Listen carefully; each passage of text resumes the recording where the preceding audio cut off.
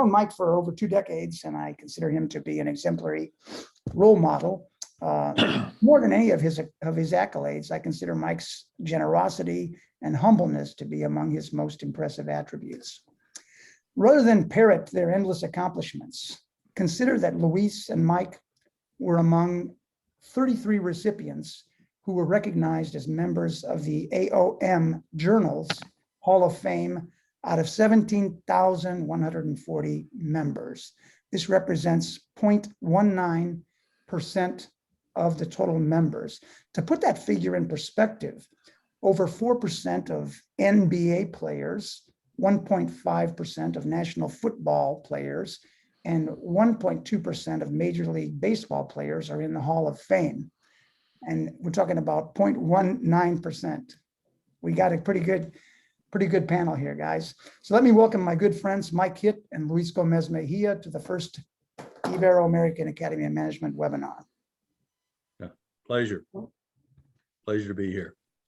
And we're going to start with any particular order you like? Yeah, we're going to start with Luis, and then Mike. Each is going to speak for 20 to 25 minutes or so, and then we're going to do questions following that. So if you could just write your questions in the chat box, and we'll do our best to get to every question. But with so many participants, we'll just do our best. But this is being recorded, and so hopefully, who didn't get a chance to get here will be able to take a look later. So I'll turn it over to Luis at this time.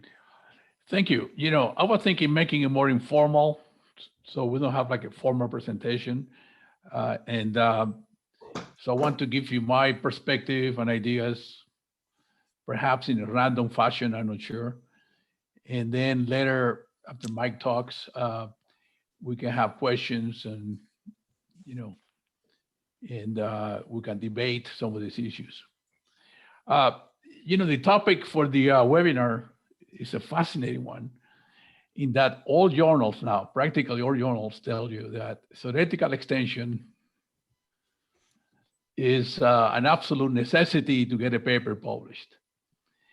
And even the journals that claim that they don't, they lie. They lie, because when you get the letter from the editor, you get the letter from the reviewers, they tell you, well, you know, there's not enough theoretical extension in this paper, and therefore, you know, the paper, we're not going to give you the opportunity to revise it or to give you an R&R. So that has become the norm of the last 10 to 20 years. It used to be that we had a journal, the Academy of Management Review, that was devoted to theory. And then, you know, like the Academy of Management Journal and whatever, Journal of Management and all the other management journals would not really push that angle that much. But over the last 10 to 20 years, that has become the mantra to get a paper accepted into the journals. Right. Now, the question that I ask myself, you know, over the years is, are we really developing new theory, or are we creating theory fragmentation? In other words, are we really helping the field, or are we just, you know, cutting the theories apart in very small pieces? And so what are we doing? Now, Pfeffer had a paper maybe 20 years ago where he warned us about theory fragmentation. Exactly what he was warning, that we're not creating new theory, we're taking bits and pieces, we're connecting sometimes 2 or 3 theories in a paper. We forget about the assumptions and the premises and the logic of some of the theories. And so we breach the different theoretical formulations, and then we call it theoretical extension.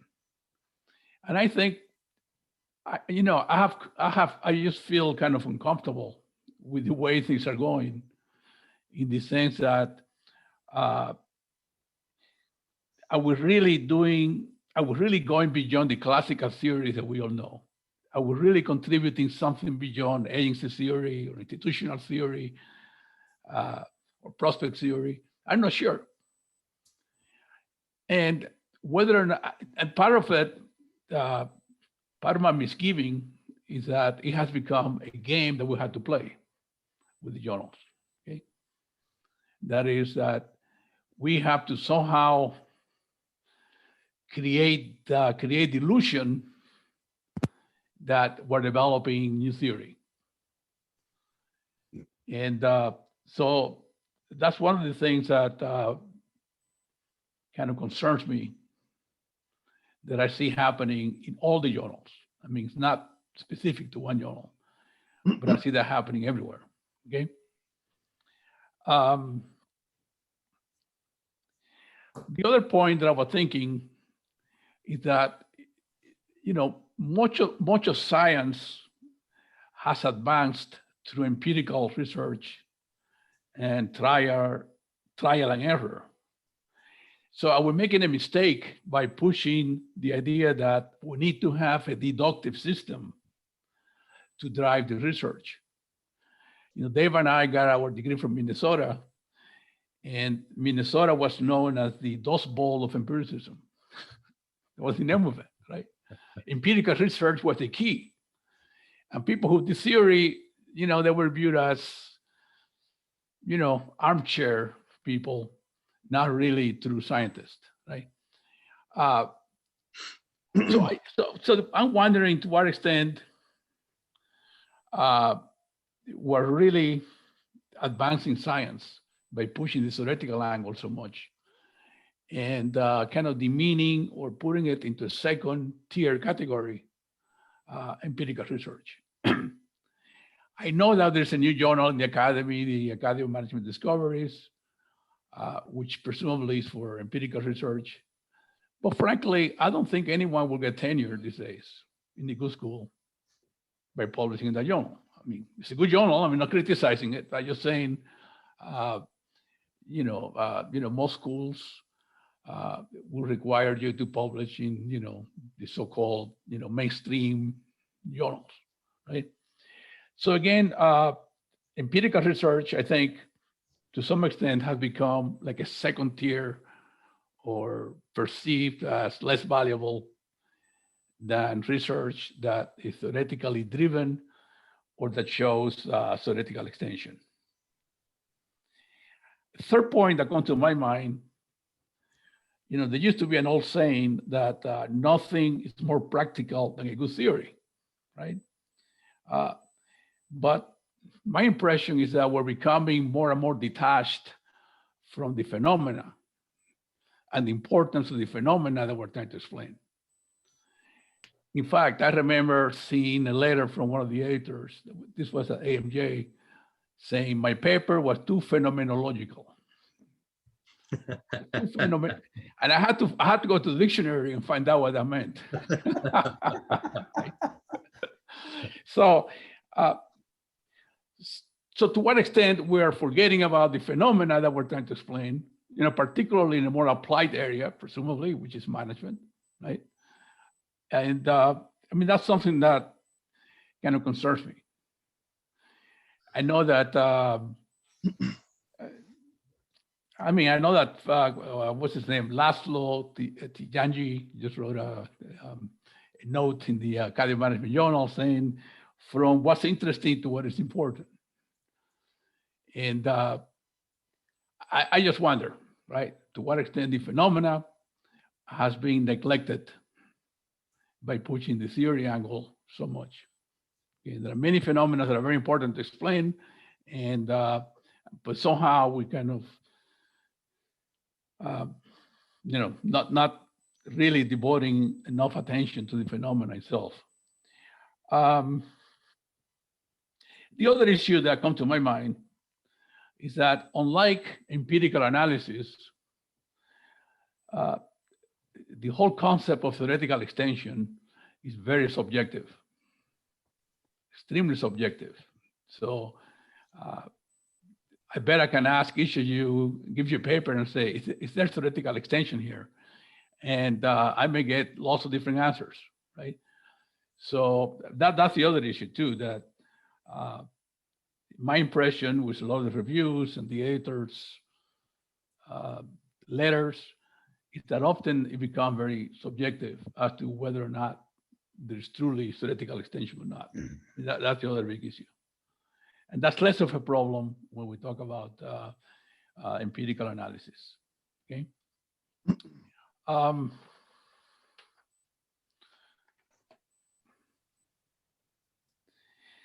And the other thing I was, and I mentioned that to Len a few times, in my experience, the review process has become much more random and unpredictable over the last few years.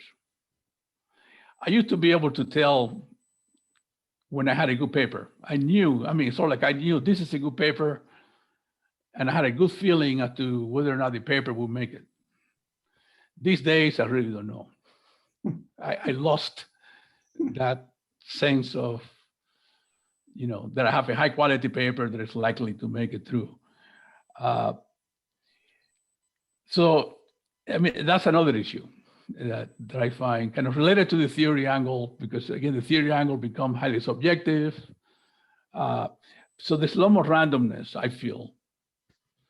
And this is true for the first submission as well as the R&R, or, you know, once you have the second round. So, and the other point I want to make is the last point I wanted to make here. Actually, Len and I also talked about this, and Herman Guinness and I also talked about this issue. The correlation between the journal tiers and citations has been dropping year after year. It used to be 10, 20 years ago, it used to be very high. I mean, if you look at the journal rankings and you correlated that with citations, it was like in the high 80s. In other words, when you publish a paper in a top tier journal, that paper was much more likely to be cited. What's happening year after year is that correlation has been dropping significantly, so that, you know, you may publish a paper in a so-called third tier journal that may get far more attention than a paper in the top tier journal. And this is a new development in the last 10 to 20 years. And I know that from my own experience, looking at my own beta. I can go, you know, check through Google the citations, and I'm just amazed how papers that I publish in not even C-level journals, I would say even perhaps D-level journals. I mean, journals don't show up anywhere. I got 1,800 citations. And then I got some papers in AMJ, you know, they get maybe 50, you know. So I don't know what that means. I mean, we're talking about philosophically, you know, what does it mean? But the fact is that the relationship between the journals and the citations has been declining over the years. You know, part of it had to do with the technology, of course, that journals are now available no matter where. I still remember, and Mike would remember the days when you had to go to the library and physically get the journal off the shelf. Right? So libraries only had a very select set of journals. And of course, only the top tier journals were the ones that were cited. But these days, the technology allows you to access journals that, you know, may be very obscure, perhaps. So it's a philosophical point here, you know, to what extent the fact that citations and the journal rankings, whether you look at the Financial Times list or the Dallas list, any of those lists, you find a decreasing correlation between the top journals and the citations. So what does that mean? I guess, you know, you can argue that perhaps citations is not like a colleague told me, you may have a high quality paper with very few citations, right? So some people would argue, you know, citations is not a measure of quality. Well, maybe so. But it's a philosophical issue that I find rather interesting, that the journal list that traditionally we used, and as a matter of fact, well, Mike was the editor of the journal when we published that paper on faculty pay. Remember, Mike? I do remember that, You Louis. remember that paper? I think that was the first paper that actually came up with a journalist, as a matter of fact. But we did a survey of department chairs, and we came up, these are the top journals, the top 16 journals, right? But what's happening over the years is that somehow the impact of your paper may not be related, to the journal. And that may relate back to the theory angle, right? That some of the top tier journals that push the theory angle somehow may not have the impact advantage than they used to, right? And that concerns me. I mean, there's something there that I'm not sure how to resolve it, but it's in the back of my mind. In any case, these are all points that I wanted to make just based on my own observations and experience. So Mike, you can jump here. Well, actually, Luis, you and I have actually talked about this. We did talk about that, yes. Right. What's And- interesting, Mike, is that everyone that I talked to, you, Ansui, Don Hamrick, a lot of the senior people who have been around for a long time, feel the same way. Many, with Yes, some of the points that I yes. just mentioned. So. No, I agree with all of your points. In fact, I'm going to take a little different tack, but there's no doubt I agree, and we've talked about this. And these are issues that I think are important for the field. And I expect, I will say this, well, we can come back to it later. I see some changes starting to occur. I'm going to just say, you mentioned AMD. Unfortunately, AMD was designed to publish large, and it does publish empirical research, but it was not originally intended to push theory. However, for the most part, from what I understand, AMD is that's a requirement. You don't have to start with theory, but you have to build theory. Oh, I got Well, paper rejected from there. Yeah. So again, and that was not the original intent, but that's what happened. So it's again this whole notion of the theory. I am going to talk a little bit about theory, and I've got kind of three general points that I'll mention. I'm an empiricist, so I'm not a theory.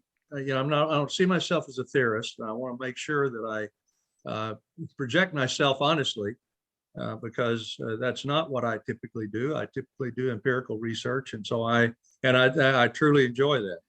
I have to do the same things that all of you have to do in order to publish it.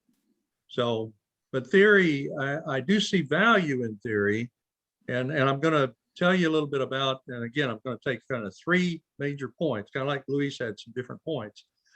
I'd like to start with a quote, and this quote actually is from a book, and I'll mention it in just a minute. The quote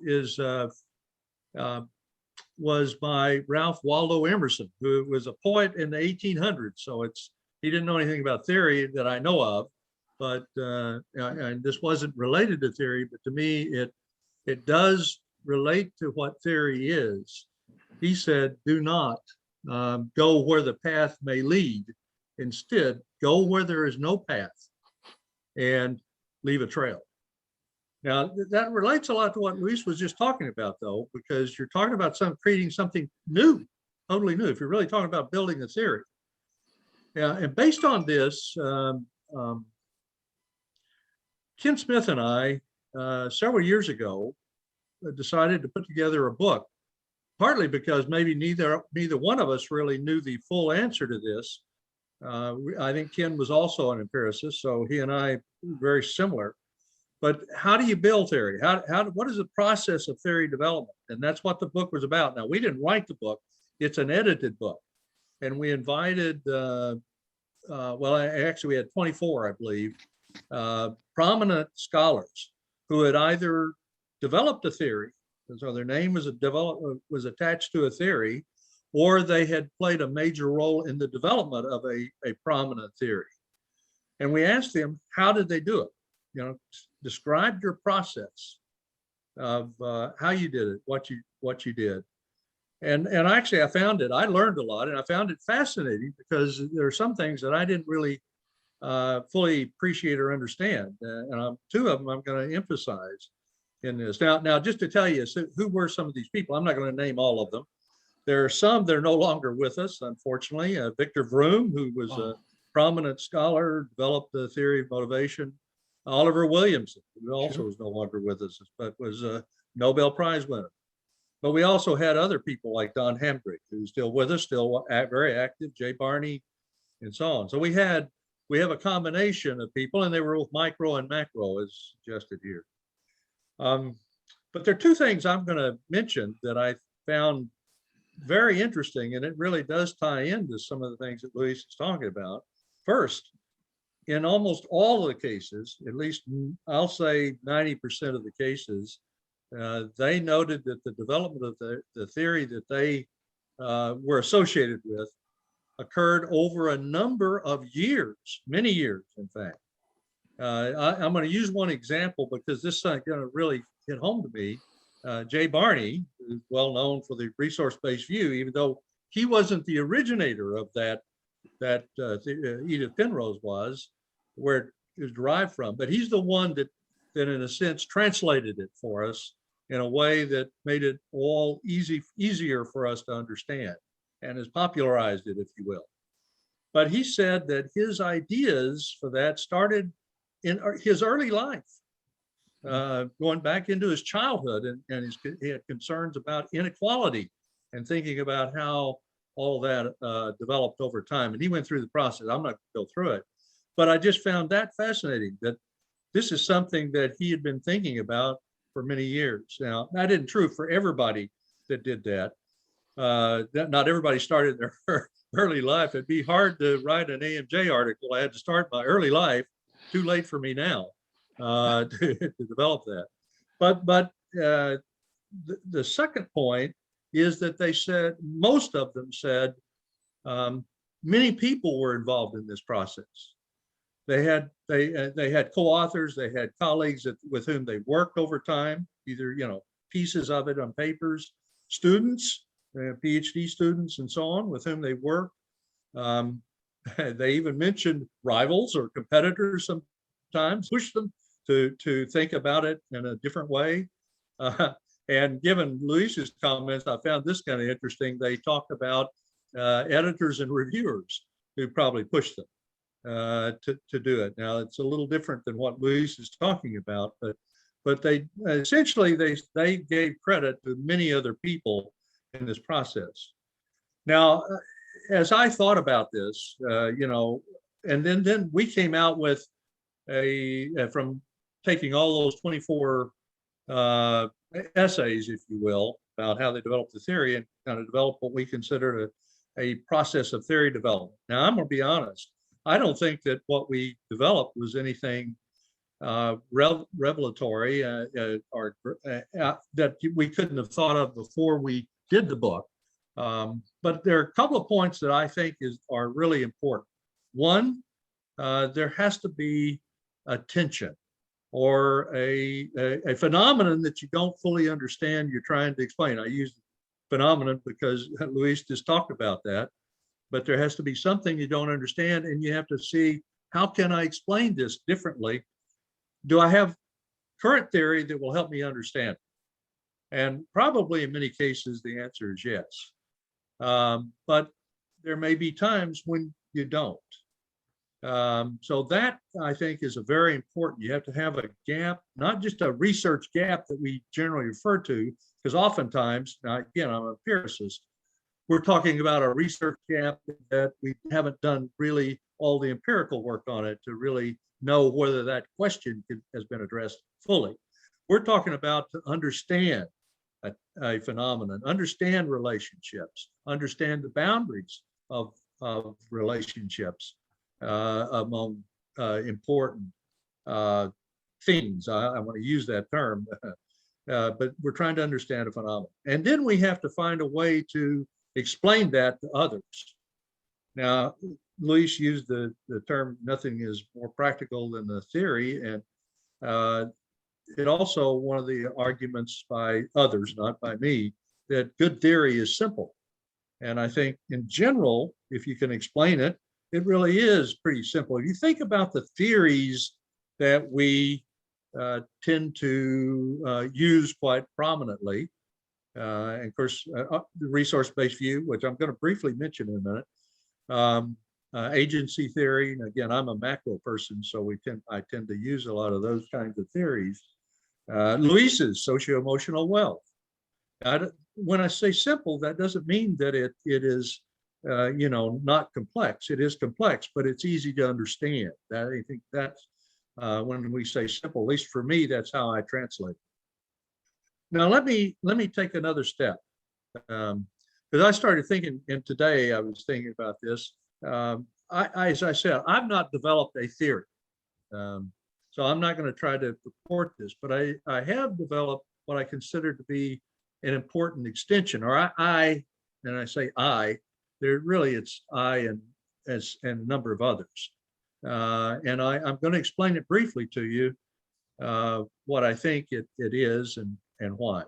It does relate to the resource-based view. Jay has this very prominent VRIN acronym, which stands for value, rare, inimitable, and non-substitutable. If you hold resources that have those four characteristics, assumedly, and this is the argument, that your firm, your organization will have a competitive advantage. Now, I always got one that's very simple, it's easy to understand, and probably one of the reasons that it has gained so much visibility and popularity, and it applies to all kinds of organizations and to across disciplines. It's been used in many different disciplines. But there's a part of that that always bothered me personally, and it is that I don't believe that it explains the whole story. And that's how I felt even from the very beginning. When Jay really popularized this, he was actually a colleague of mine at Texas A&M. So I knew and heard a lot about this theory as he was working on it. And the part that bothered me is that I don't believe that just holding those resources is enough to gain the competitive advantage. You have to do something with them. And I could give examples of this as I was thinking about it. I could easily think of sports examples where you have one team that has really superior talent, and another team that I don't want to say has inferior talent, but the talent they have may be inferior to this other, and yet the team with the, in quotes, inferior talent can still win against the superior. How do they do that? Well, one, the talent of the resources aren't used effectively or not used in whatever that contest is, and the others use theirs to the utmost. And so as I thought about this, really they have to be managed. They have to be managed and used in ways that use that value and the rareness and so on, so that you create the competitive advantage. So I started doing, again, empirical research, and I worked with a number of different people. I started with how do firms gain resources. And I remember I did research on strategic alliances, how firms gain resources through strategic alliances. And a lot of times this was international research. Even had, we had organizations in Latin America as well as Europe and others that we drew data from.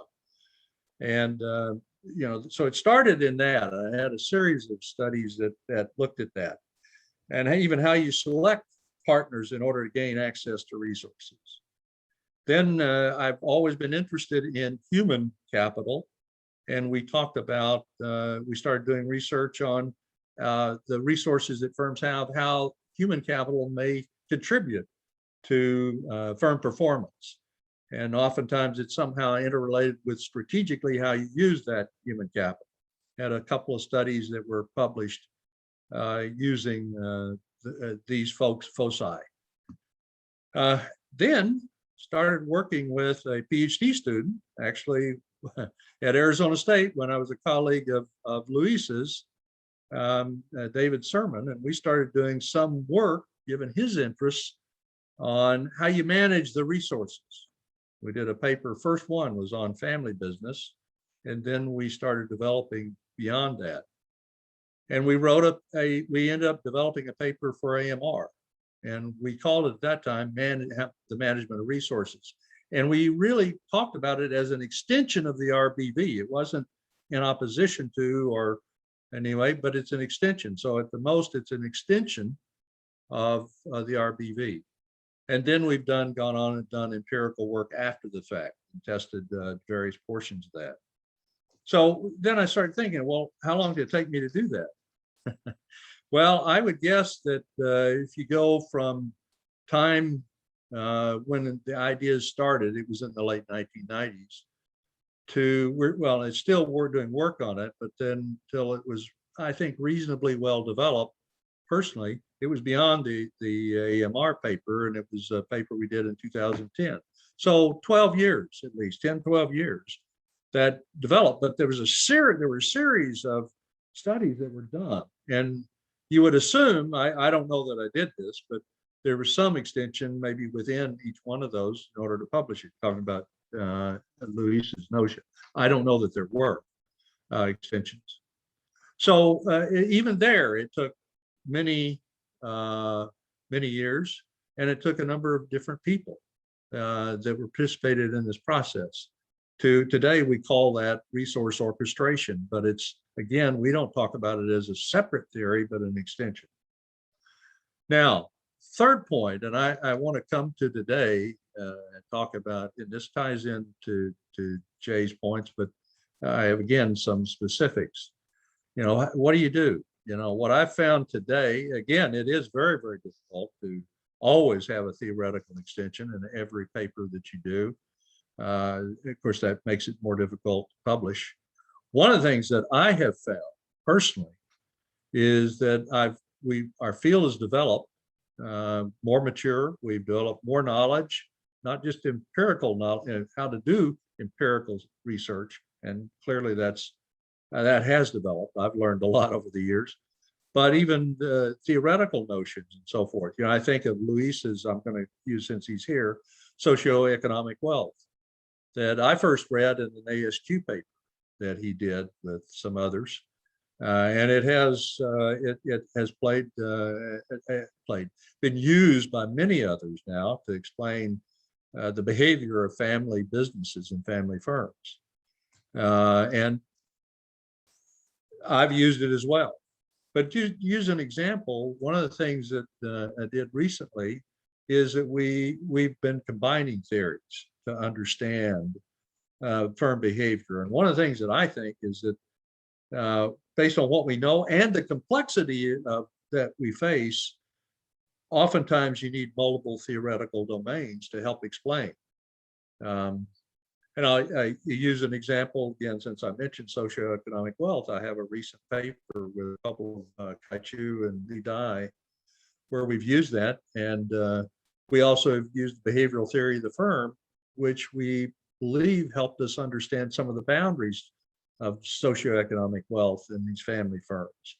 And again, that doesn't say anything negative about socioeconomic wealth. It suggests that by integrating the two, it helps us better understand some of the specific types of behavior that they undergo in this kind of strategy we were studying.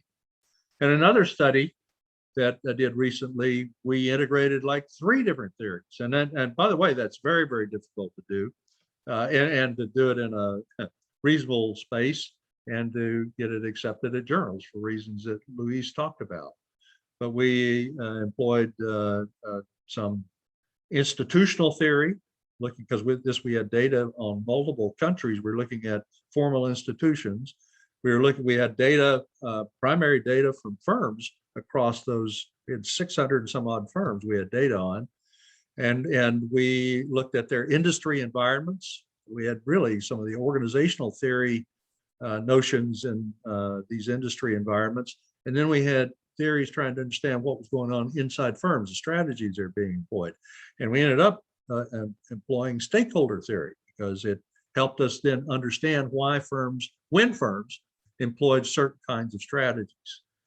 I'm not trying to argue that that's what we should do. I'm telling you, though, the complexities are such that it's very important, I think, sometimes to look at and combine theoretical notions And that may be a way of extending one of the other theories. I've done a couple of papers recently where we analyzed and well, not analyzed. These are conceptual papers.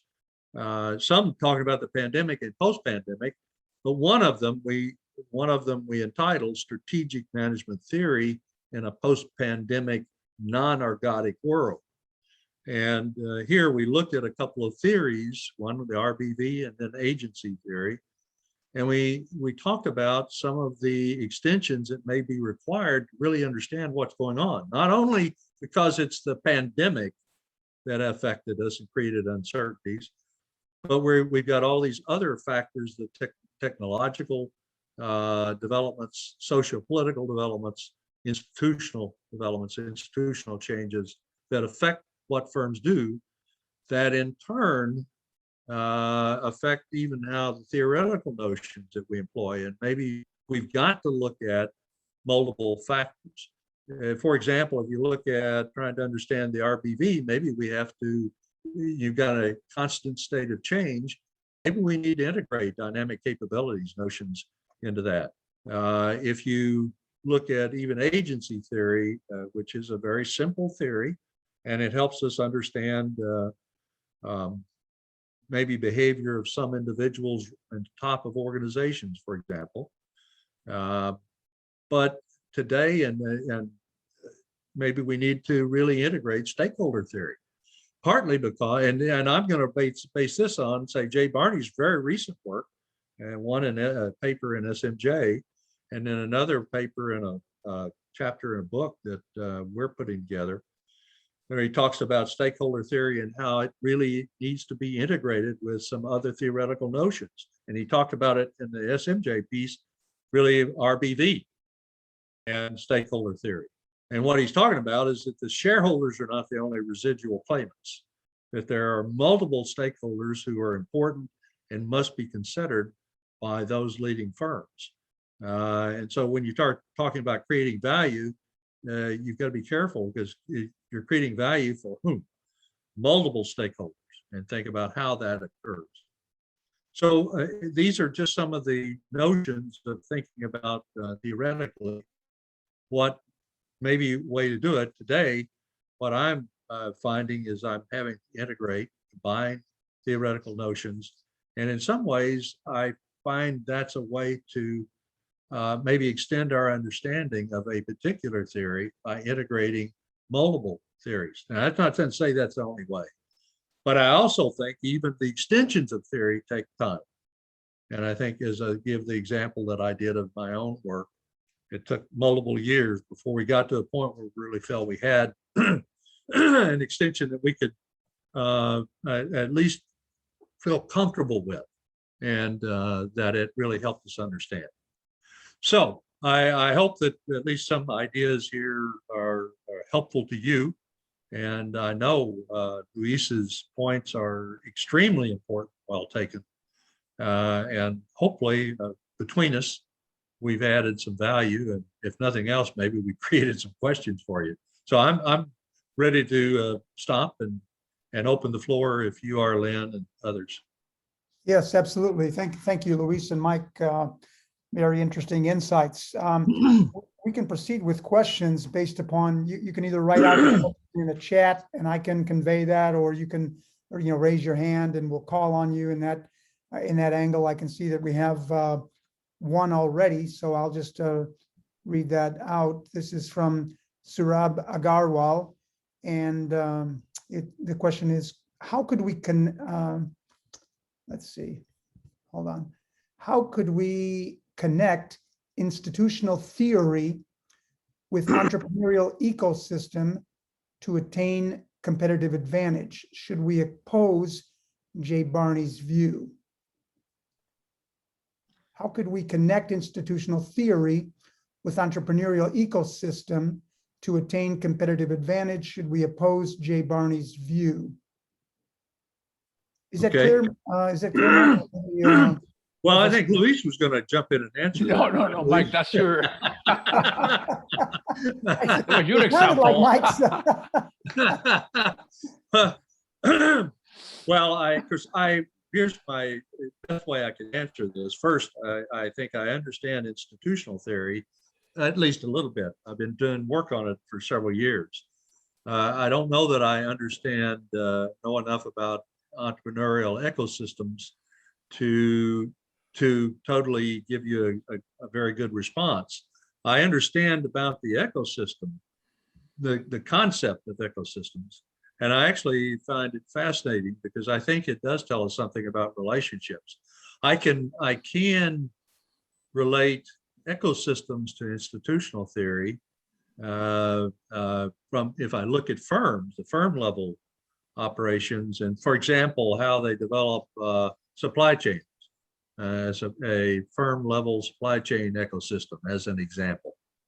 But I don't have a way of explaining kind of the entrepreneurial. I can talk about entrepreneurial strategies. And the study I did mention that may have come from what I just briefly said earlier, the study that I was referring to in terms of institutional theory and the industry environment and firm level strategy. One of the prominent theories we were focused on was entrepreneurial strategy. Now, these were established firms. So we talk about firms that are more innovative and developing innovation, bringing it to the market. What we found, and this would relate to somewhat to what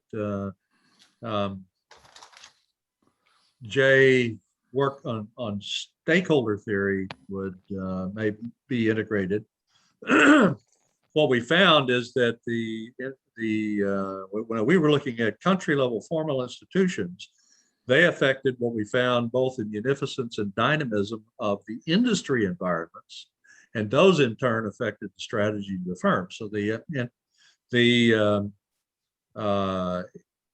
institutions, the formal institutions at the country level, we didn't find a direct effect on the strategies of firms, but they affected the environments of the industry that in turn affected the strategy. We found that firms in dynamic industries were less likely to employ entrepreneurial strategies, surprisingly, in the sense that many of those firms in, say, technology, if they were technology based, you would expect them to have to employ entrepreneurial strategies. But from our discussion with some of the managers, they didn't want to take the risks. However, we found that firms that had strong relationships with their primary stakeholders were more likely to employ those entrepreneurial strategies in those dynamic environments. Now, that doesn't totally answer your question, but it does relate to at least parts of it and stakeholders and the institutional environment. I think your question's a good one. I would have to know more about the entrepreneurial ecosystem in order to give you a specific answer. Thank you, Mike. Thank you. The next question, I'm going to imagine that this could, Luis might have some thoughts about this, but I'm sure Mike does as well. But in any case, I'll read that question. It's from Liang Li. Thank you for the amazing conversation. My questions are that when applying an existing theory creatively to explain an understudied phenomenon, does it count as theory building? That's the first part of the question. And then when applying a theory to explain a real world issue, but without measuring the constructs, which are normally tacit, for instance, legitimacy, confirmation costs, can it still be regarded as a part of theory building process? Luis, I think you can see those in chats there. That's a pretty long two questions, but I know it's a long, complicated question. But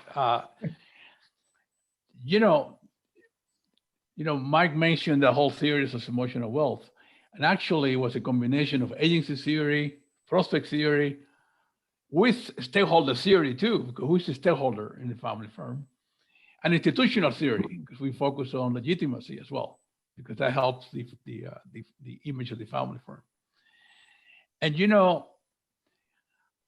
I tell people I had never done any work on family firms. I had no idea what the research stream was about, and was totally different from anything I have ever done.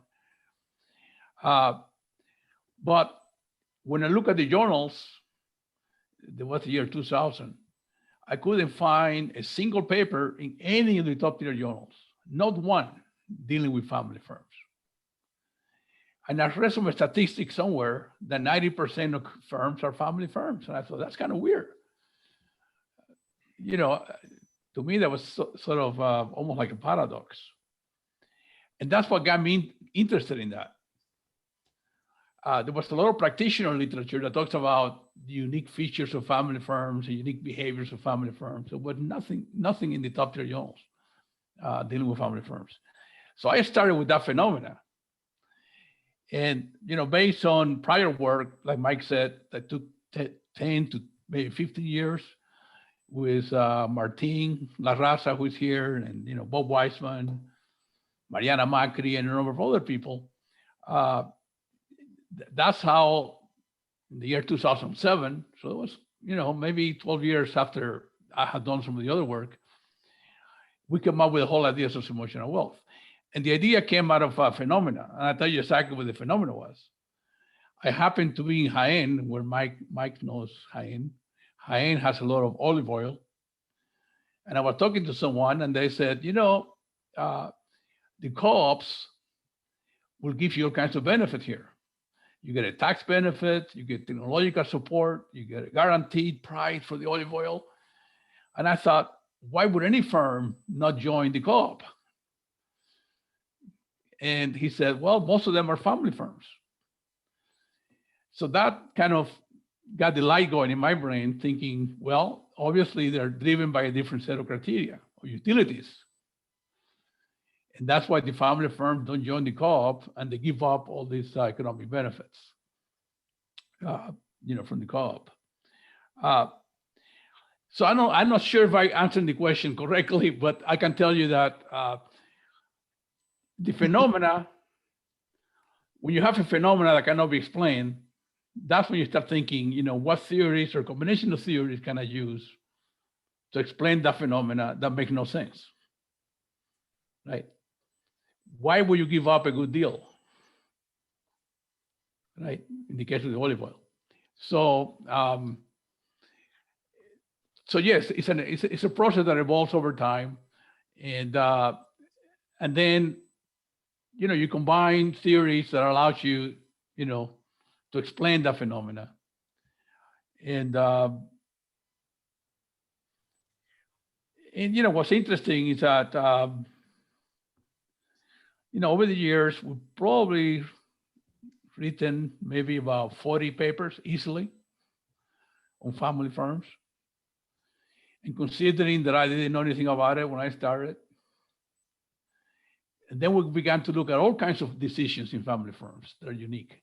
So we look at diversification, they're unique. Family firms diversify less, even when all their resources are concentrated in one firm. That goes right against Bayesian theory, right? They internationalize less, for example. They acquire less. So you look at a whole range of phenomena, and you find that family firms behave in a very unique way, right? And that's so the phenomena that we started with at the beginning led to a whole set of papers, and in any case, I don't know if I answered the question, but I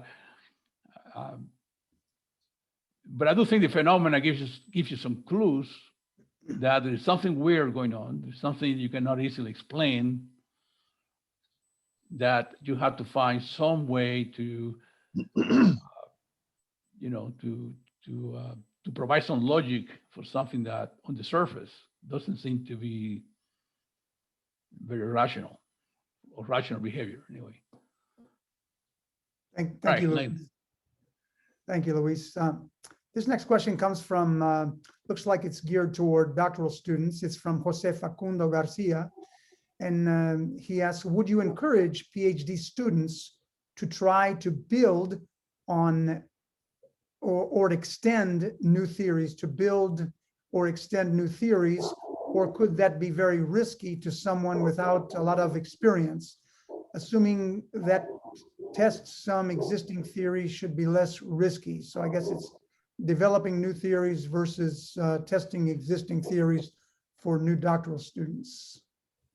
Mike, you wanna?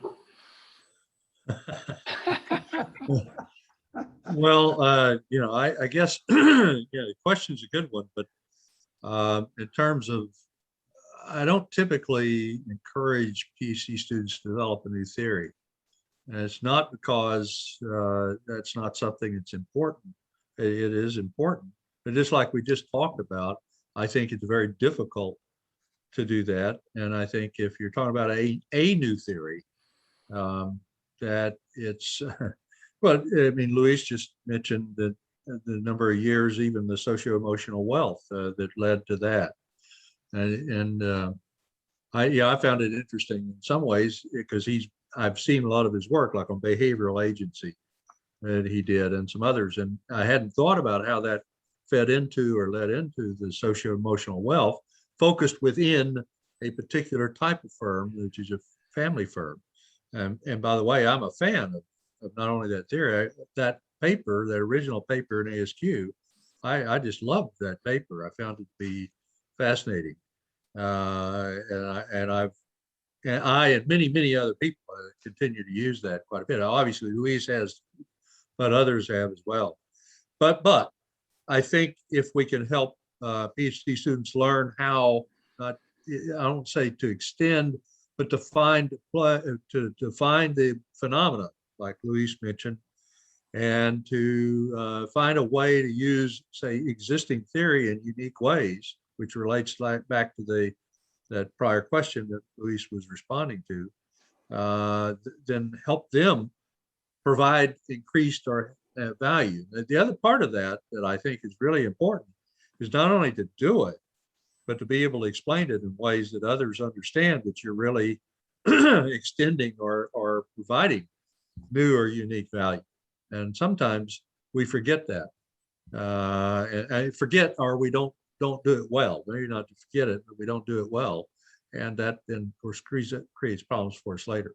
So that's probably, at least with PhD students, what I always try to do is to help them learn how to do that, or to help them do that through their research or dissertation. Now, dissertation is only one part of that.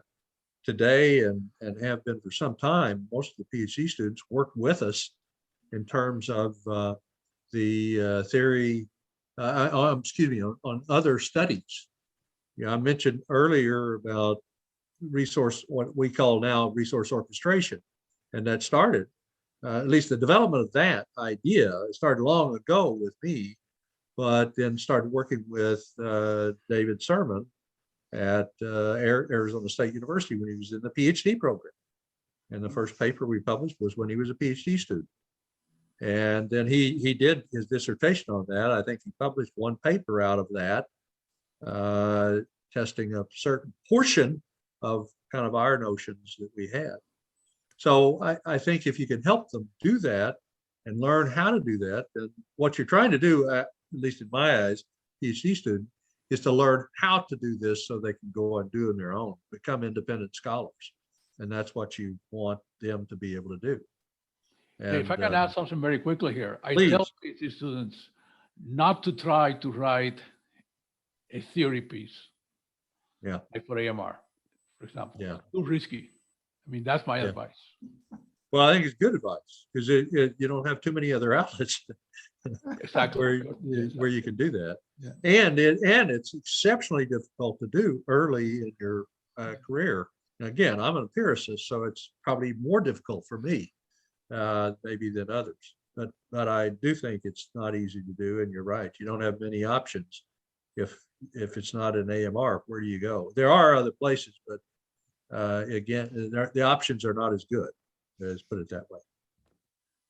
Thank you, Mike, and thank you, Luis. A very good advice for current doctoral students. This next question is from a good friend and colleague of mine, Felipe Massa. He asks, a fun provocation for Luis and for Mike. When Pfeffer was pushing us to follow the economists and establish a dominant theoretical paradigm, he was concerned about our survival and status as a field. Right now, our salaries are higher than those of economists, but our work is not as prominent in policy making. Has Pfeffer's prediction not come true? Are we better off? Was Van Manen right in pushing us to embrace our weirdness? I don't know, Mike may have the answer, but someone told me it was Bill Glick, who Mike knows. Bill Glick was the Right. chairman Yeah. at ASU. He said the reason economists make less money is because there are too many of them. He said there are 200,000 PhD students in economics. In any case, that was his response. So that's a supply and demand. That's an Answer, There you actually. go. Supply and demand. economic, economic rationale or explanation. And psychologists the same way. Why do psychologists make 30% less than we make for the same reason? Yeah. Well, Can I add one thing? Would having a strong paradigm then flood our market with new entrants and reduce our salaries? It would never happen. Good question. What I worry about at this stage in our development, even when Pfeffer was trying to do this 20 years ago, is were we mature enough where we could do that? You know, economics is also a much older discipline and a much more mature discipline. I'm not still convinced that we're at the level of maturity where we can have a single paradigm. And that's what, as I recall, Jeff was proposing. And perhaps we are. We're certainly much more mature than we were then and earlier. But I still worry about that because we integrate and we draw theory from multiple disciplines, including economics and psychology and others. And we've developed some unique theory that's some been mentioned here today. But I'm still worried about the single paradigm. Being able to explain everything. Perhaps it can, but again, he was focused on the single paradigm. Maybe we could do it with a few, but then I think we would have real problems with our journals. Journals are going to have to change. And Luis was talking about if that's the true case, because we'll have to focus it in different ways than that. I don't have a good answer for it, but I still am not convinced yet we're ready for a single paradigm. But I would say too, I used to be an economist in the old days. In economics, you have some very concrete variables you're trying to explain, like pricing, or, equilibrium points, or, maximization of economic utilities. In our field in management, we're way too complex. I mean, to be able to come up with a single paradigm, right? Like price theory in economics, for example. Yeah, I agree with Luis. I can guess why you changed fields, Luis. Yeah, probably. Yeah, that's right. Okay, let's move on to the next question. This is from Ki Kao. Looks like another junior faculty's question here. Following on the randomness point raised by Luis about the paper publication process, I feel too many published papers in the top journals don't have much intellectual benefits. I am not even talking about the credibility and usefulness concerns right now. Is it just me? The panelists' thoughts. Mike, you want to answer that? I got my answer too, but go ahead. Well, I think Luis actually referred to some of this in his own points about citation and so forth, and impact. Again, impact can be, there are a variety of ways to look at impact. And so it's not, citations are not the only way to judge the impact of an article, or of any work, but it also is I still find it to be a useful tool to understand impact. And his point is that there are many other places where publications assumedly have great impact, and not necessarily in the top journals. I do worry that in some cases we move away from really some top work. The other thing I mentioned earlier, Oliver Williamson as one of the people that we had in our book. And I've read just what I'm getting ready to talk about is the Nobel Prize. I've read some points, I guess addresses that were made by Nobel Prize winners. And it's very common for them to suggest that they had trouble publishing their work initially because it was so different, so unique. And there's another part that Luis is implied, but didn't cover necessarily, is that if you get something very unique and different, you may have trouble publishing it because the reviewers are generally selected based on people that work in the area. And if you're doing something quite different from what they're accustomed to, they may not see the value, even though it's there, of your initial work. Jay Barney, even the RBV, if you've listened to Jay, this is not Nobel Prize work, but you talk about the JBV work, some of his early work, the paper that has been cited so much, that was published in the Journal of Management at the time, in 1991, was rejected at AMR. And one other journal, I think he said Management Science, but I don't remember exactly, but it was rejected twice before he sent it to the Journal of Management. So the answer is maybe some of the even high quality works are published in other journals. Now, Journal of Management's a top journal, but at the time, 1991, it was not as considered as good a journal as it is today. It certainly continued to advance. It was a good journal, but not in the top group. So again, the point, I think there are other journals where you may find some really high quality work. I think I at least agree with the point that you're not necessarily always getting the top thinking necessarily in some of the top journals. Luis, you Yeah, if I can add something quickly here too.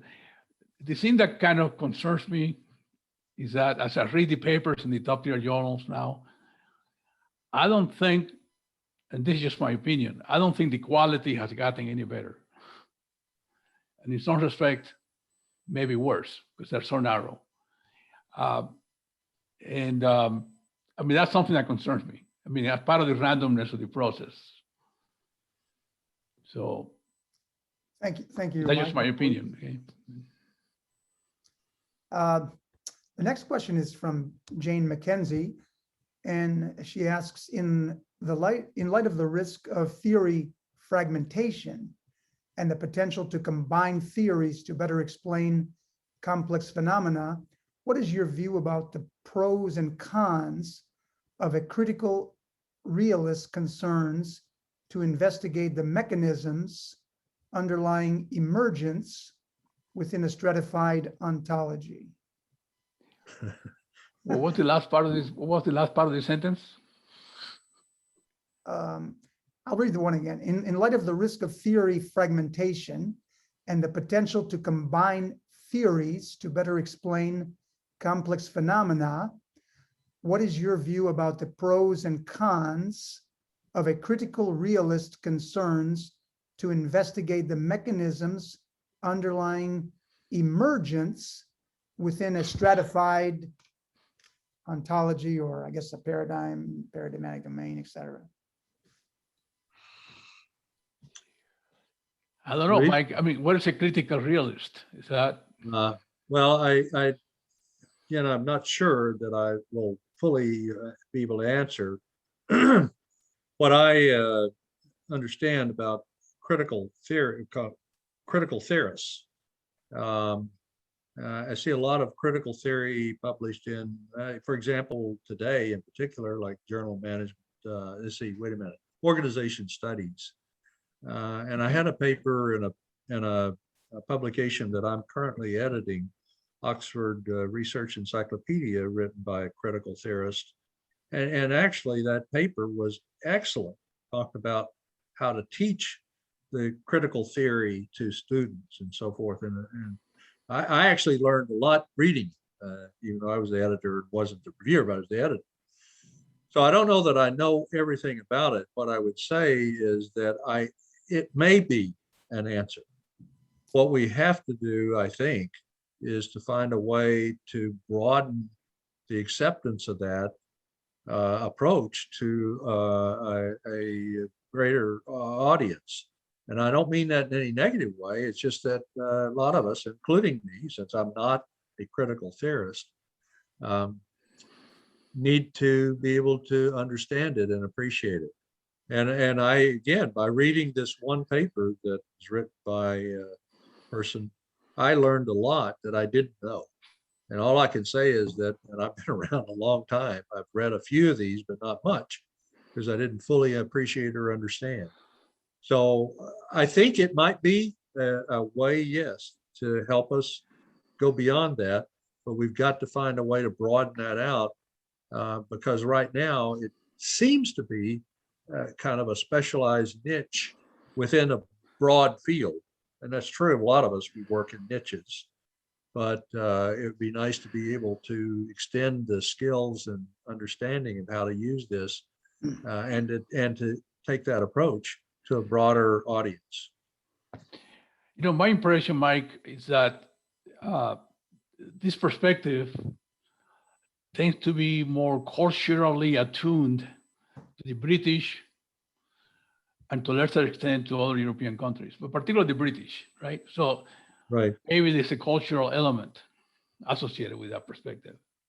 Maybe. I don't know, but I mean, that's sort of my impression.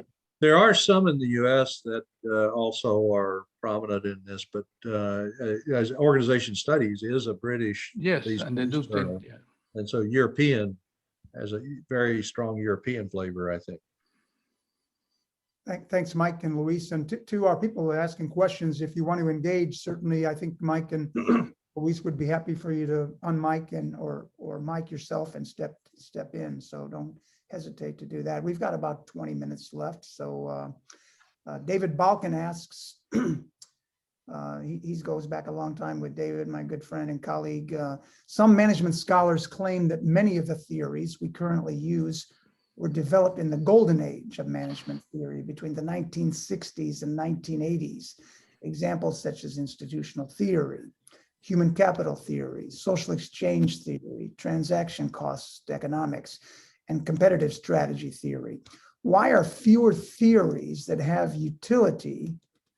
Why are fewer theories that have utility being developed in current times? Our context is very different now than when these theories were formulated, such as the internet, gig labor, etc. If I can add something very quickly here, you know, in a way, David is responding to my concerns that I was talking about earlier. Are we really developing new theories? If I go back and I look at the theories that we use, primarily they were created in the 60s, 70s. So now we keep pushing the theoretical extension angle and the creation of new theory, but are we really creating new theory? Right? I mean, that was precisely, so David, in a way, is kind of answering, responding to my own concerns here. That's right. I mean, the theories that we use primarily, stakeholder theory, agency theory, prospect theory, social exchange theory, you name it. I mean, those theories were created back in the 60s and 70s. Well, and many of those theories were created outside of the field of management. I mean, yes. They imported them. Yes. And they were created then. I think part of it is I'll call it fragmentation, but different from what Pfeffer is talking about per se. I think it partly relates to some of the problems Luis talked about in terms of journals, and they push because the articles are so specialized because they have to be to explain them and get it in a way that all understand. They have certain limits in terms of the length and so on, and to try to push it, say some way beyond that. They're so specialized that we're not really creating new theory per se. I'm not convinced we are, and that when we do develop new theory, there are not too many places where you go to publish really new theory to publish that work. And again, Luis mentioned, don't try to write an article for PhD students. Don't try to write an article for AMR because there aren't that many places to go beyond that. so I do think that I'm hopeful that will change and that there are other options and that they are developing or developed, but we still need to find ways to do that. And it's got to be collective. Not any individual can change it, but collectively, let's hope that we can. I do think that there are something. When I mentioned socioeconomic wealth, since Luis is here, I mean, that was developed and it started somewhere in the early 2000s. I don't remember, when was the ASQ published? Oh, 2007. Okay. Yeah. I thought it was or somewhere in the first. No, but it was based on the behavioral Yeah. agency model that we created Yeah. before. Okay. So you do have some newer and some unique theories, and there are a few others, but they haven't. It takes also a while for theories to be accepted. Look at most of the Nobel Prize winners. They tend to be not as much very recently, but a lot of them were very old when they won the Nobel Prize. So it took quite a while for those theoretical notions to gain acceptance and to have that impact build over time. And so I do think there may be some, I'm not trying to be, I'm not totally pessimistic that there aren't some other seeds of new theoretical notions being developed now that we may not fully appreciate for several years. I think there's some that are being created, but it still takes a while. And we've got the problems that Luis noted that I think do hold us back.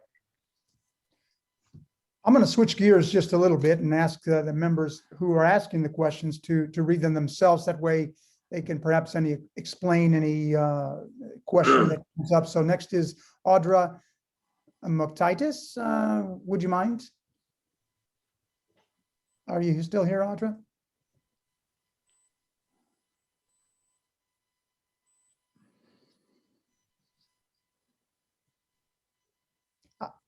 If I don't hear right away, I'll just go ahead and read it, but you're welcome. If you prefer not to, I'll just take that as, and I'll go ahead and do that. But if you want to read yourself, please feel free to do that. Audra asks, thanks a lot for managing this interesting webinar. 2 questions. First, what is the difference between theory and perspective? As we can see, many times these 2 words are used interchangeably. For example, upper echelons theory, upper echelons perspective. My second question is, integrating 2 theories or perspectives to explain a process will be sufficient for publishing a conceptual paper in a quality journal? That's a question. Or do they need to develop a new theory, complete new theory? I don't know, Mike, but I can very quickly, Jay Barney, JBV is called view, right? Yeah, that's right. Resource-based view. Right. View, not a theory, right? I mean, I don't have the answer to that question, but it's a complicated one. When do you go from perspective or a view to a theory? Economists have a very particular view what a theory is, right? You have some very specific assumptions, very specific logic, but in management, we don't do that. So it gets kind of mingled. Yeah, I would say first to follow up with on Luis, when that perspective was first noted, RBV, Mr. J, again, was at Texas A&M. He did use the term view with purpose. And many, and I don't know that Jay said this, but others said it, that it wasn't a new theory. It was a view or a perspective. And as they were differentiating, eventually it became accepted. And if you look at it today, and if you even look at what Jay mentions, he doesn't use the term RBV, he uses the term RBT, resource-based theory. And others are starting to do that as well. I don't know when you move from one to the other. Part of it, I guess, is when it's more well accepted to help explain phenomena. And early, it probably is not. Even upper echelon, early, when I saw the upper echelons, and it was perspective or view for several years, and then it became known as upper echelon theory. So I think part of that is time and impact, and when it really gains acceptance as an explanation for phenomena that are important. It's the only thing I could suggest. Very good. You Yeah, know, the same thing happened with the socio-emotional wealth. We never use the word theory associated Theory, with that. right? But now There when I you go. review papers, a lot of people talk about socio-emotional wealth theory. Theory, right. So I think part of that time, you still see the term used, theoretical perspective and so on in papers. I don't really know that there's any easy differentiation, but that's what I've seen. The second part of your question, or second question, I think the answer is yes, you can, if you combine two theoretical notions, but you have to do it in a way that it provides something new and unique. You know, like I mentioned, there was a paper that I have with a couple of others, and we did use the prominent theory of Luis's socioeconomic view, but then we integrated the behavioral theory of the firm. And what we suggested is that it helped us understand the boundaries of the socioeconomic wealth under specific conditions. So it wasn't that it bounded everything that socioeconomic wealth understood, but that it helped us understand in terms of a particular strategy. So integrating the two really helped us understand why family firms behave in a specific way. So again, it wasn't, and both added value. So we thought there was some unique value provided there by that. But you have to be able to explain that, why it's unique. And it doesn't mean that you use one to define the boundaries of the other in all cases. It's just a way of, by combining, it's not just you have two theories, but you're providing something new or unique. And if you do that, I think you can argue that does add value, theoretical value, to our understanding of the phenomenon. But you still have to get lucky with the right. Well, you still have to have the right reviewers ahead of you. Yes. Going back to and you start with the to, phenomena. Again, you start with the phenomena. yes, The phenomena yes. is what drives That's a you. very good point. That's a very important point, Luis. Yes. You know, you made that, and I have followed up and used that term several times today.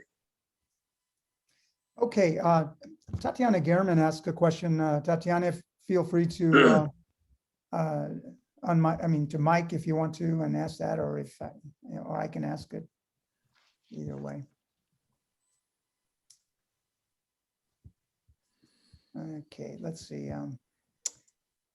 I see he's an early career researcher and is seeing a trend that great scholars in the field are having a limited number of publications. However, the more recent scholars are publishing 30 to 60 papers in a year. What? Whoa. Holy cow. Who's that person? I don't know who those are, but that's even more than you, Luis. That too, in a range of good journals, top journals. My question is, what is the number of papers that a good scholar should aim to publish in a year or two?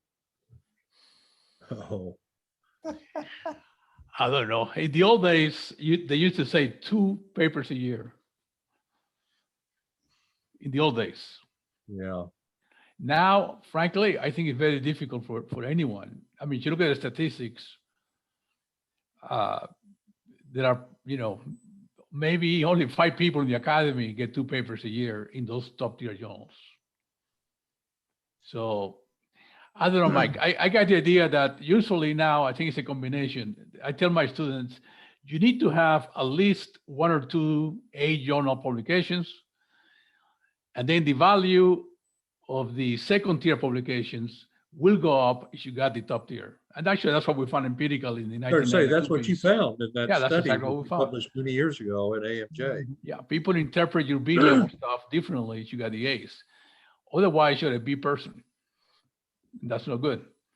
So Yeah, I tend to agree. I don't know that you can publish I haven't seen the 30 or so in the top tier journals. No, I Or think in any journals, I think. it's very rare. Yeah, that's a large number. But I think if you could do some, and I also think that not every paper I write is aimed or targeted for a, in quotes, top tier journal. I think certain papers fit certain journals, and I try to find the way where the fit is. And if it's a good journal, I'm fine with that.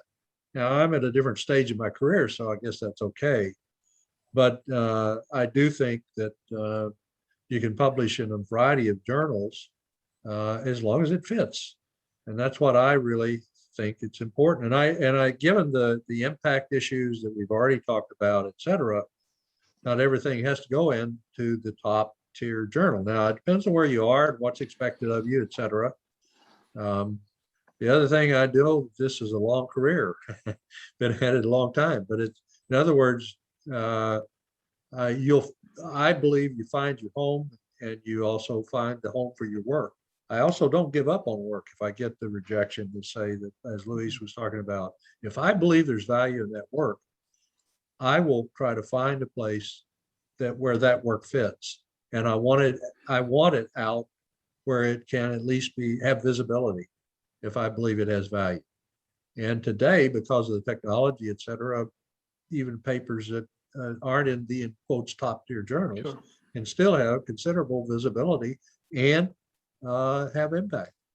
So only I can say is I think to really do the high quality work, 30 is, I don't think that's really possible. Maybe I'm wrong. I think maybe, Mike, I think maybe she was talking about 30 across maybe lower quality journals or something like that. Okay. So, well, I also find, this is, I can say for me, that in fact, it's possible I can do more because I have colleagues and co-authors. Yeah. I don't do it for that reason, but I have people that I can share not only just the physical work, but the intellectual capital and work. And I find I do better work because I have excellent co-authors. And so I can do more in that way, but still, there's still a limit. You want to make sure that you don't, that you're doing really quality work, what you feel good about, and that it adds value. And I'm with you, Mike, on the perseverance for the junior faculty out there. Luis and I had a paper, we got rejected 4 or 5 times, and we still got it published in a top tier journal. And there you go. I just wasn't willing to give up on it. I just good paper, and we just kept moving forward. Yeah, I believe in that.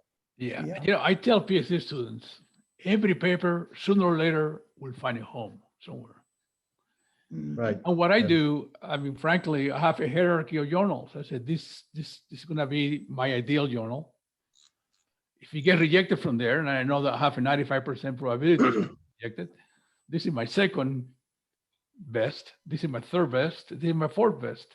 But there is a point, like Mike was saying, where you may have to go to another journal, and hopefully people will read it and cite it. And I've been pleasantly surprised, actually, that some of those papers in second, third tier journals have had very significant impact. Okay, we've got a few more minutes, and we still have 1 or 2 questions. Monica, we're not going to get kicked out, right? Yeah, okay, so we just have a couple more questions here. Fabian Arens asked a question. Fabian, if you're still here. Yeah, sure. All right, someone's taking me up on my offer, yes. Well, yeah, first of all, thanks a lot for this. It was very insightful, especially for me as a PhD student. But so the question is about meta-analysis and kind of knowledge synthesis, because as a PhD student, I go back to meta-analysis a lot, like just to get an overview of a certain field or of a certain phenomenon. But there's also there's a kind of like a paper, like meta-analysis, best practice paper by Gonzalez Millet and Aguinis, where they suggest that also meta-analysis should be used more to advancing theory. So, but most meta-analysis are more targeted at like kind of like giving an overview of the empirics. So I just wanted to know like what your opinion is on that and whether it should be used more in a way to advance a theory or build new theory. I don't know, Mike. Well, I'm not an expert, although I have co-authored several papers in the last decade or so that were meta-analyses. Obviously, they were designed in many cases. They were considered review papers because it's a mathematical way of understanding the research that's been done and to summarize it. So I think they're very helpful that way. I also have found that, and I remember one in particular where we were pushed to build theory, where I think that what meta-analysis can do is to identify areas where we have gaps, either where the theory doesn't explain it, because even though you're dealing with empirical results, those empirical studies should have been based on, in most cases, if not all, in theory, and that may identify areas where you need new theory and may even point to, because of the unique findings, to new theoretical explanations for the phenomenon. So I think it can, yes. And if Herman said it, I believe it. I'm a big fan of Herman's work. So Yeah. I do think that there's an opportunity to use meta-analysis that way, even though, to my knowledge, it was not originally designed for that purpose. I can see the value of using it in that way. Sure, because you interpret the results. You can interpret the results theoretically, Right. particularly if Right. you find results that are, anomalous or results that you don't expect. For example, we have a meta-analysis that we just submitted today, actually to MJ, where we look at socio-emotional wealth as a predictor of firm performance. Traditionally, socio-emotional wealth has been positioned as a substitute for firm performance. In other words, you give up some financial gains for socio-emotional gains. What we found in the meta-analysis out of 350 papers that we had is that actually the correlation is positive. Socio-emotional wealth actually is positively related to firm performance, which is, contrary to the substitution effect. To the assumption, yeah. Yeah, it's an assumption. Well, yeah, it is an assumption. So then we have to develop, so we created some theoretical story to explain Why that's the case, yeah. We just have a couple of, looks like fairly quick questions. One is from Joanna Huaman. If Joanna's here, you can step in. Another one is from Leila Latvi. Hello, I am Joanna. Thank you so much for your information, for sharing it. I have one question. I hear from some other conferences that they suggest for PhD students to choose one theory in order to build an identity. But I found difficult to just with one theory you can explain everything. I mean, every phenomena that you want to study or explain. But I also find difficult to know the whole theories. So what's your recommendation for PhD students doing management research? Thank you. Luis, you want to take a shot?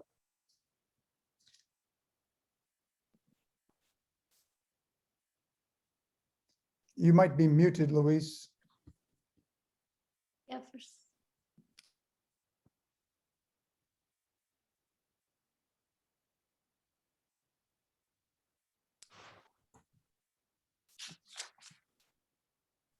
Let's see, did I ask to unmute?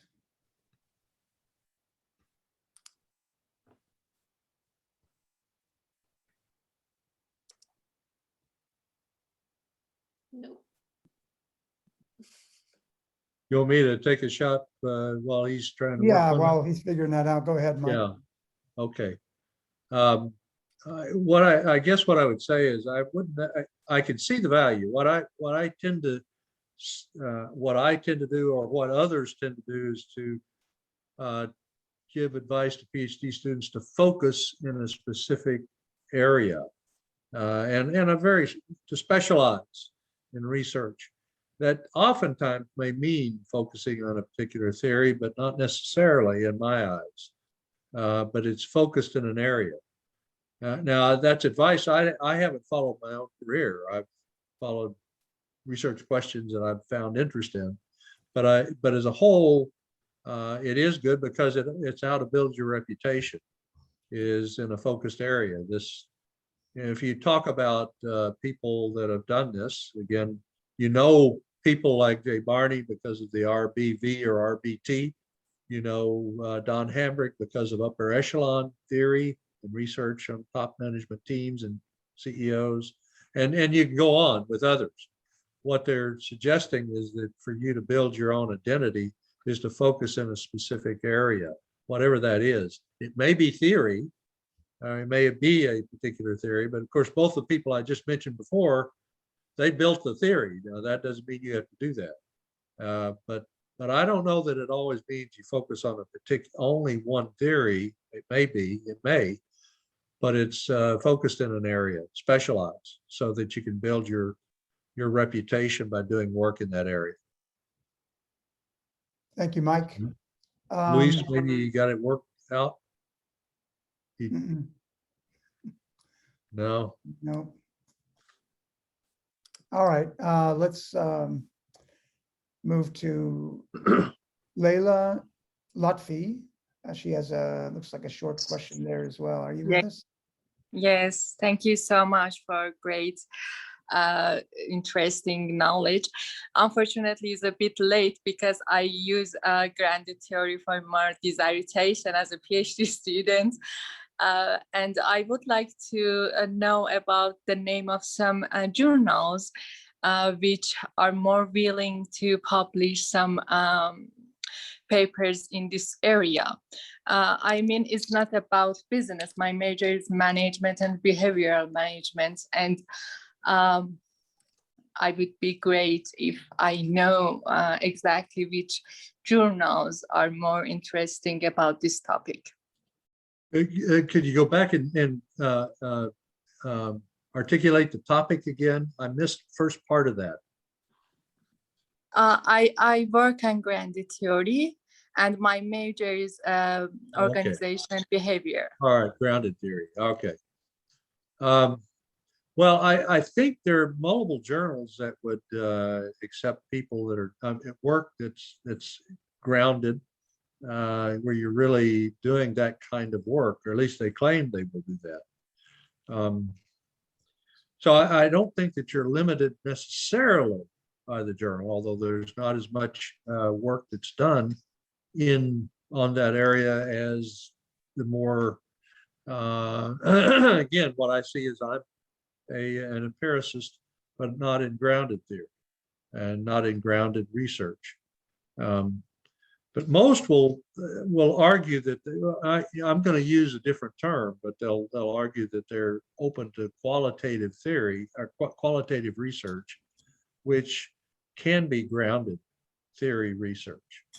So again, I don't think that you're necessarily limited, even though you may see fewer papers in this area, because I don't know all the reasons, but I don't think there's many that are doing this kind of work in the field relative to many others. So you see a lot of other types of research being done. But I think there are a number of behavioral journals that should be open to that, even AMJ, and I mean, you could go into other behavioral journals that Journal of Organizational Behavior, if it's behaviorally oriented. If it has other implications, it might be other journals, depending on. So part of it is the topic of work you're doing, grounded theory. You know, what phenomenon are you examining? So I'm not a grounded theorist, so I couldn't easily probably answer your question other than to suggest that most journals argue, or at least state, that they're open to qualitative research, of which this is one type. And there's a new journal now, relatively new, Strategic Management Review. Right. I think it's called. So that's some new ones are coming around. You have new journals that are coming out, right? Yes, Yeah. that is a new journal. And I'm not familiar with too many of them in the OB domain, but yeah, it's just more limited, Mike. When if you got an empirical paper, you get rejected at one, you can try 3 or 4 others, kind of thing. But it's not Right. always the case in the theories, like you said. So I think that's the last of the questions here. Just looks like my doctoral student has a question. Besides SIOP, is there a conference you would recommend that doctoral students attend? I'm not sure what SIOP is. I forget about that, but That's PSYOP. Yeah, that's the one for mostly a lot of psychology papers are there and business Oh, yeah. psychology. Yeah. Yeah. Society of Industrial and Organizational Psychology, I believe. Yeah. there you go. A lot of good management stuff comes out of there, and they have a good doctoral track for presentations, but maybe there's other ones you guys could recommend to us. Right. Yeah, Patricia's an executive PhD student, Mike, and she's my student here at FAU. Okay. All right. Good. Well, PSYOP is a good conference. I'm not a micro scholar, so I have been to PSYOP a couple of times, but that's not my typical conference to go to, just because my own research doesn't fit it as well. But it is a good conference. In the main management areas, of course, there's the Academy of Management Conference. We have the Yes. Strategic Management Society. In my field, international business, the Academy of International Business, and then there's the Southern Management, which is a good one. It's going to be in New Orleans this fall, the Southern Management Association, which is a very good conference. That's also, they do some psych papers and some management papers and things of that nature. For anyone wanting to go into qualitative research, EGOS is probably the one to go. Yeah, that's a good point. That's a good suggestion. Very good suggestion. Okay, well, I appreciate we've gone a few minutes over, and I just want to thank sincerely Mike and Luis. These guys are very busy, and Mike, you've just been extremely generous with the Iberoamerican Academy of Management over the years, and we sincerely appreciate that. We're trying to grow, and we've got people that just really love this organization, including Monica, Fernanda, Luis, myself, Herman, and lots of other people. Yeah, wonderful. Wonderful. We appreciate it. We're going to get this webinar up on the website, and we're going to start doing some more and to make a difference here. So we're really excited about the future for Ibero-American, and for those of you out there who are interested in Ibero-American Academy of Management as possibly joining as a member, it offers you great opportunities for collaboration with scholars that have similar interests, like myself, Luis, Herman Aguinas, Martin, who was here, and so forth. And so we're always interested in helping and advising junior scholars. So just reach out to us and let me know you have some interest, and I can either connect with you, give you some advice, put you in contact with other people. And we're not going to have a meeting this fall just because of COVID situation. We were going to go to the Dominican Republic, so we'll hopefully be going to that same location next year. And Luis, of course, I don't see Luis at the moment. He was having some technical difficulties, but I really appreciate your help, Luis, with this, and you're working with Mike to put this excellent webinar together. Thank you so much. Yeah, it's my pleasure. Thank you. Thank you for Thank your you. time. Wish you all very much. Cheers, everyone. Thank you. Lovely. Thank you Have a all. lovely weekend, Okay. wherever Enjoy, you yeah. are. Stay safe. Yes, Goodbye. for sure.